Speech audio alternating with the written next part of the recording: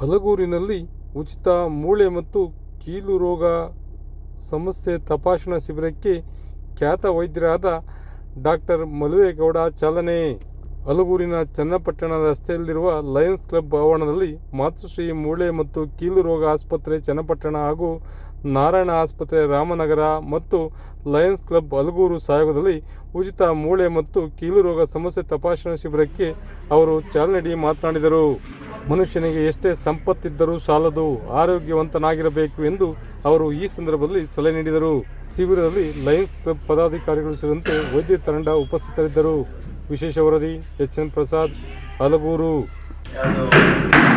ಭಾಗ್ಯಗಳಿದಾವಲ್ಲ, ಆ ಭಾಗ್ಯಕ್ಕೆಲ್ಲ ಹೋಲಿಸ್ಕೊಂಡ್ರೆ ಆರೋಗ್ಯವೇ ಮಹಾಭಾಗ್ಯ.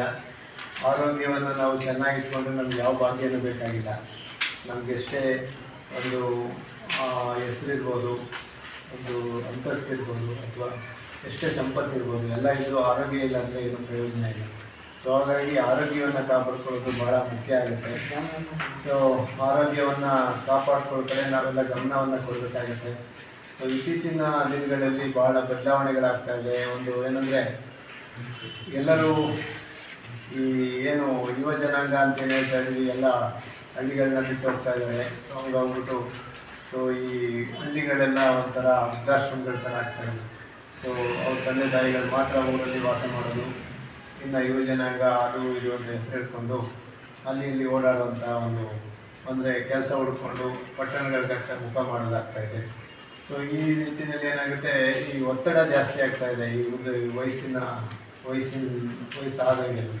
ಸೊ ಈ ಒತ್ತಡ ನಿವಾರಣೆಗೆ ನಾವು ನಮ್ಮದೇ ಒಂದು ಪರಿಹಾರನ ಕಂಡುಕೊಂಡಾಗ ಮಾತ್ರ ನಾವು ಆರೋಗ್ಯವಂತವಾಗಿರಲು ಸಾಧ್ಯ.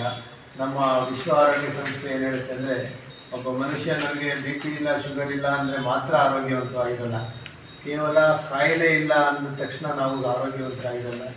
ನಾವು ದೈಹಿಕವಾಗಿ, ಮಾನಸಿಕವಾಗಿ ಮತ್ತು ಸಾಮಾಜಿಕವಾಗಿ ಆರೋಗ್ಯವಂತರಾಗಿದ್ದಾಗ ಮಾತ್ರ ನಾವು ಪರಿಪೂರ್ಣ ಆರೋಗ್ಯವಂತರಾಗಿರ್ತೀವಿ.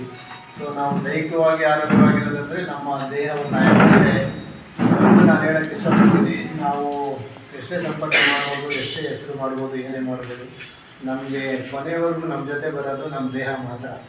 ಸೊ ನಮ್ಮ ಮನೆಯವರು ಯಾರೂ ಬರೋದಿಲ್ಲ, ನಮ್ಮ ಅಂತಸ್ತು ಬರೋದಿಲ್ಲ, ನಾವೇನು ಬರೋದಿಲ್ಲ, ನಮ್ಮ ದೇಹ ಮಾತ್ರ ಜೊತೆ ಬರುತ್ತೆ. ಸೊ ಹಾಗಾಗಿ ನಮ್ಮ ದೇಹನ ನಾವು ಚೆನ್ನಾಗಿ ಇಟ್ಕೊಂಡಾಗ ಮಾತ್ರ ನಾವು ಆರೋಗ್ಯವಂತ ಆಗ್ತೀವಿ. ಈ ಒಂದು ನಮ್ಮ ದೇಹನ ಆರೋಗ್ಯವಾಗಿ ಇಟ್ಕೋಬೇಕಂದ್ರೆ ನಾನು ಹೇಳ್ದಂಗೆ ಸಾಮಾಜಿಕವಾಗಿ, ದೈಹಿಕವಾಗಿ, ಮಾನಸಿಕವಾಗಿ ನಾವು ಆರೋಗ್ಯವಂತರಾಗಿರಬೇಕು. ಸೊ ಇರೋದು ಹೇಗೆ, ಈಗ ನಾನು ಹೇಳ್ದಂಗೆ ಅನೇಕ ಒತ್ತಡಗಳು ಮನೆಯಲ್ಲಿ ಯುವ ಜನರೆಲ್ಲ ಇರಲ್ಲ, ಸಪೋರ್ಟ್ ಕಡಿಮೆ ಆಗಿದೆ. ಸೊ ಹಾಗಾಗಿ ನಾವು ನಮ್ಮದೇ ಒಂದು ಸಣ್ಣ ಗುಂಪುಗಳನ್ನ ಮಾಡ್ಕೊಬೇಕು.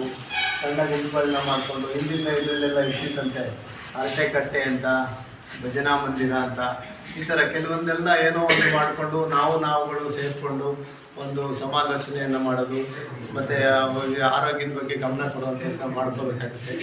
ಮತ್ತು ನಾವು ಆರೋಗ್ಯವಾಗಿರಬೇಕು ಅಂತಂದರೆ ಕೆಲವೊಂದು ವಿಚಾರಗಳನ್ನ ಮನಸ್ಸಲ್ಲಿ ಇಟ್ಕೋಬೇಕು. ಏನಂದರೆ, ನಾವು ಒಂದು ದಿನಕ್ಕೆ ಕನಿಷ್ಠ